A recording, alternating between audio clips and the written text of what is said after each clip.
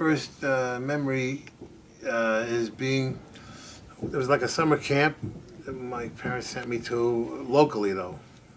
It wasn't like an overnight thing. So it was like a day, whatever they call that. Summer day camp, I guess, I don't know. Anyway, the first thing I remember is hearing the coast, there was this jukebox, and it would echo like throughout the entire, camp. I remember hearing the coasters, yakety yak. The first memory I have, really, of rock and roll, and my grandmother would be dancing around occasionally when she did the housework to Elvis Presley, which is the only reason why I ever heard of Elvis Presley. And then my aunt bought me Poison Ivy because I got Poison Ivy. And my uncle bought me a couple records. So, I started buying singles, Duke of Earl, Palisades Park, Four Seasons, early 60s, Pretty Little Angel Eyes, things like that, And I didn't really associate the records with the artists, which was weird. It's kind of like what's happening now. Anyway, it was really, life began February 9th, 1964. From my, same story you're going to get from almost everybody. And the Beatles played this variety show called Ed Sullivan. And, the whole family would be in one room watching the only TV, which was attached to the piece of furniture that was also the record player. And, and seeing a band play was really everything to me. It was a whole different communication, literally. I had no interest in being in the business or, no interest in Elvis Presley or anybody else I had heard of. I never heard of most of them. I never heard of Chuck Berry or Bo Diddley or Muddy Waters until the British Invasion turned me on to those records. So it all began with the Beatles. They were literally like they dropped in from another planet and gave you hope. It was just like this new world was revealed, something I wanted to be a part of. I didn't fit in anywhere else.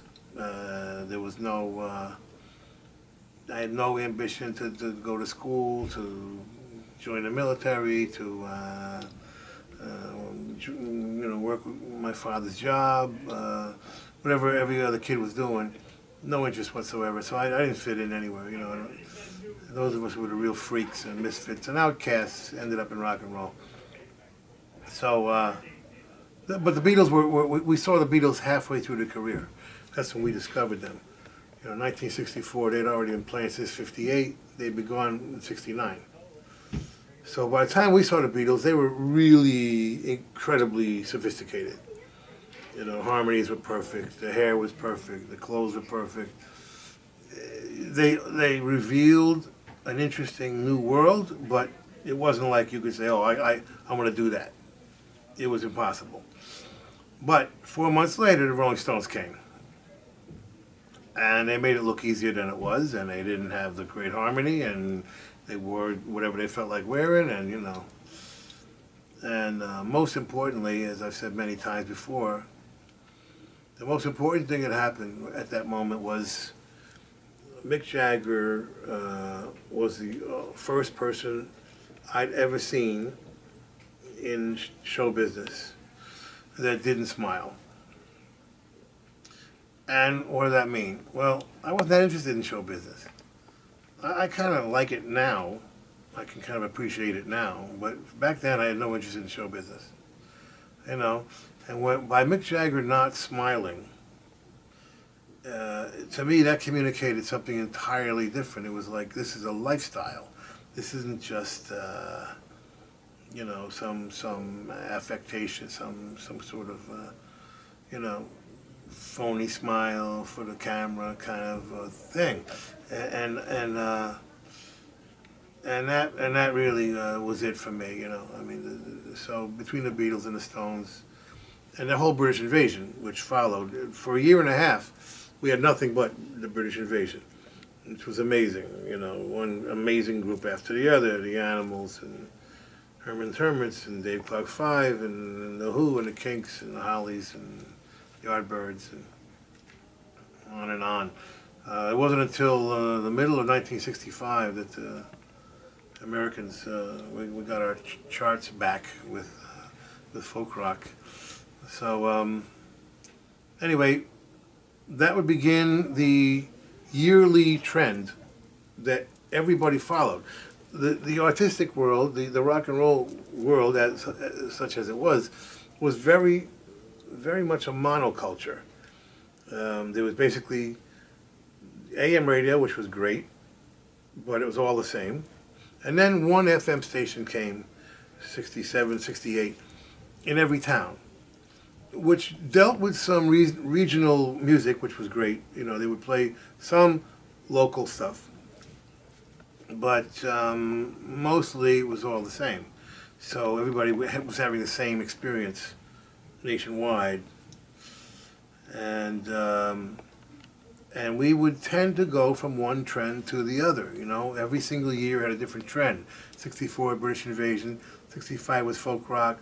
66 was country rock. 67 psychedelic. 68 blues rock. 69, probably the final trend was that southern rock came in. You know, Delaney and Bonnie and Taj Mahal and the band and that kind of stuff.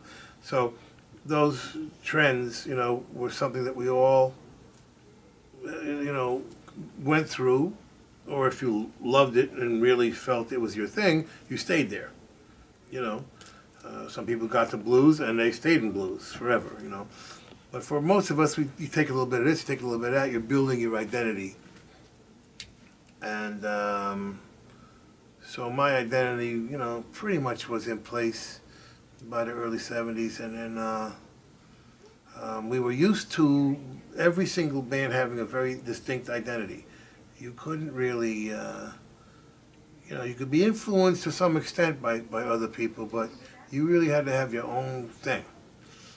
So when I went, you know, looking for my own thing, in the end, we created Southside Giant, the Asbury Jukes, which was a hybrid of rock and soul, you know, which was unique. You know, we were trying to be like the white Sam and Dave, me and Southside. So you had the soul horns, soul rhythms, and rock guitar, which was, you know, our thing. Pretty much a unique thing. You know, and that was the beginning. You know, that was, you know, by then, you know. And I've gone back to that sound now with my new Soulfire album and my new band. It's pretty much full circle for me back to what I was doing with the Jukes. Only now I've added 3 girls for some background vocals, which I really fell in love with on the Darlene Love album I produced a couple of years ago. You know, she has a phenomenal background vocalist, and I really got into the whole thing. I love arranging. I was an arranger first, before I was a producer, before I was a writer.